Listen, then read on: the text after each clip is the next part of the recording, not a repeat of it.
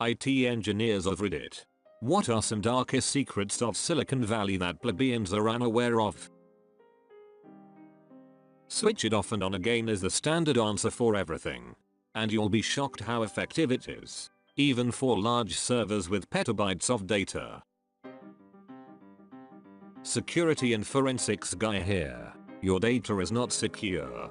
No matter how locked down you think you have everything, there's a weak point. If someone, whether it's a hacker, the police or a stalker, decides they want in and they know what they're doing, they will get in.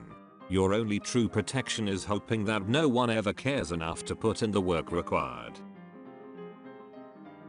Shiny NGT. Secure. Enable TLS for communication between client and server because clients request TLS, where client hosts both client and server. Okay, so we just need the client to supply the certificate. Just generate one doesn't work that way. Generating a random certificate on this machine would mean it's untrusted on the other machine. We really need the client to supply their own. At best we generate one ourselves and tell the client to install it on all the involved machines. Otherwise the client just won't accept an untrusted certificate. But that's a bad UX. I don't want to do that. Can't you disable certificate validation or something? Well, technically yes. You would see TLS traffic in Wireshark, but that would defeat the point and leave the system open to the very well-known man-in-the-middle attack do it. Some dude, TTE, who probably managed to pass a background check has access to every bit of your personal information.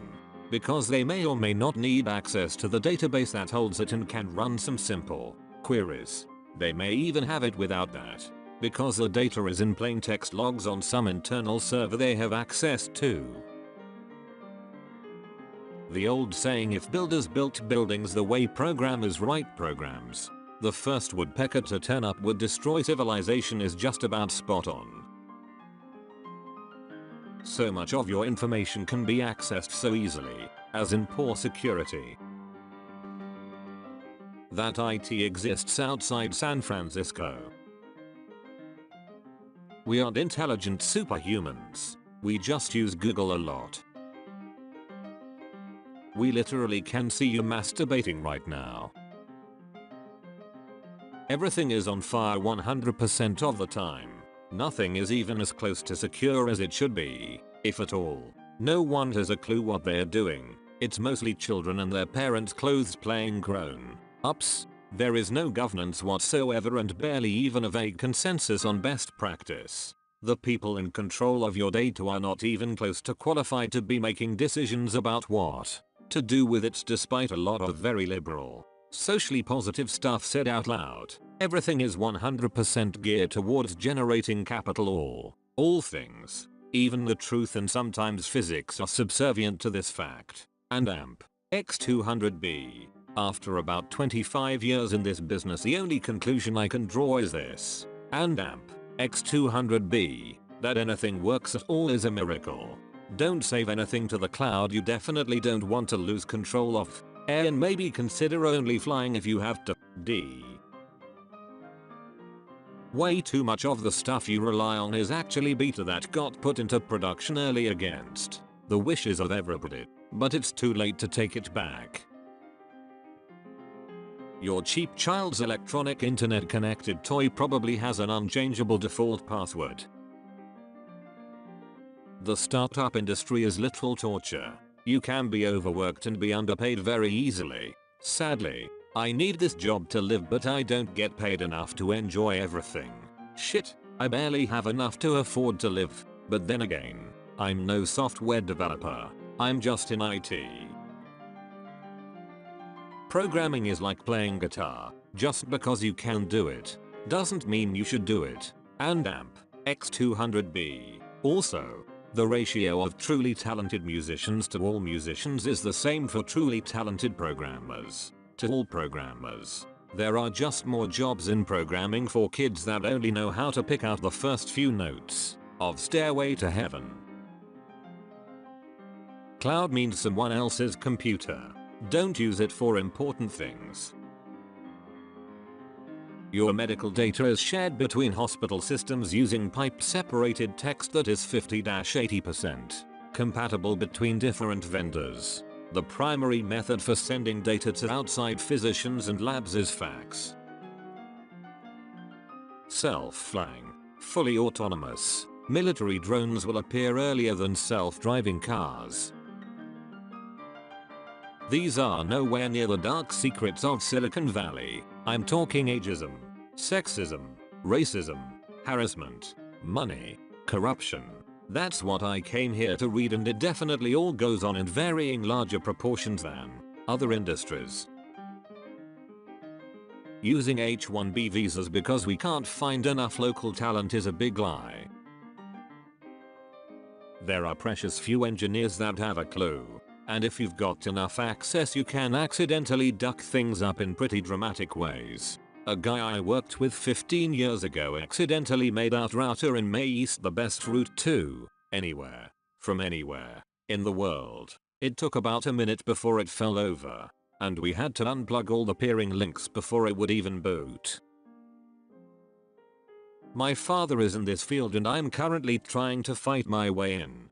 He told me a story of how at his previous job that dealt in online auctions that at one point they had found a huge SQL vulnerability. They made whoever needed to be aware of it aware of the vulnerability, and then left it at that. For months after he made them aware, he and his buddies would just get on the website every day and drop tables of people's full, unencrypted credit card numbers just to see if it still worked. This was 10 plus years ago. But he said the vulnerability was still there when he left. I'm sure it's been abused and patched by now.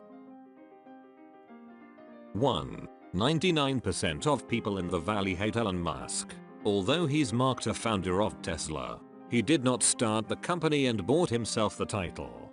He bought his way onto their board and forced out one of the original founders. Many current ideas and success is driven by him, but it was not started by him. 2. People hate FONG employees. Most of those companies offer shuttle services for their employees and those buses are frequently attacked, including someone shooting out the window of one of those buses last year. People believe it's the tech employees solely driving up housing costs, leading to number 3. 3. Private companies with Chinese money own an insane amount of real estate. This is very common. 4. Silicon Valley is loaded with happy ending massage parlors. Hundreds are closed down yearly, but there are still hundreds that openly offer sexual services. 21 of the 50 worst places for dating as a male are near the Bay Area. The gender discrepancy is huge and this drives a huge market for prostitution. Using Tinder is damn near impossible as 90% of matches are prostitutes. Oh, it worked. Didn't expect that. Imagine that. But at a stupid large scale. We're not sure why this hasn't killed us yet, but the lead is green, so we're good. Your home internet is slow because your cable provider lies to you and is cheap. What they sell you is a maximum capability, but most times you won't hit it. And AMP X200B. Your consumer grade electronics absolutely suck ass and you should buy enterprise grade if you want. Devices that don't melt down in 2 years or hard disks that stop spinning in 1. And AMP X200B. Also stop using wireless for everything. Wires take an evening to run. And you can make your home so much more gadget friendly when you stop leaning on the lazy crutch. And AMP X200B. Also stop buying top of the line anything at launch date.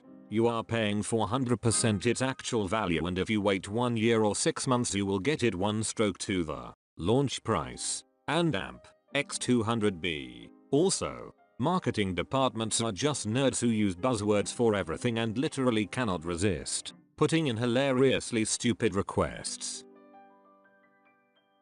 Many passwords stored in plain text. No real disaster recovery plans.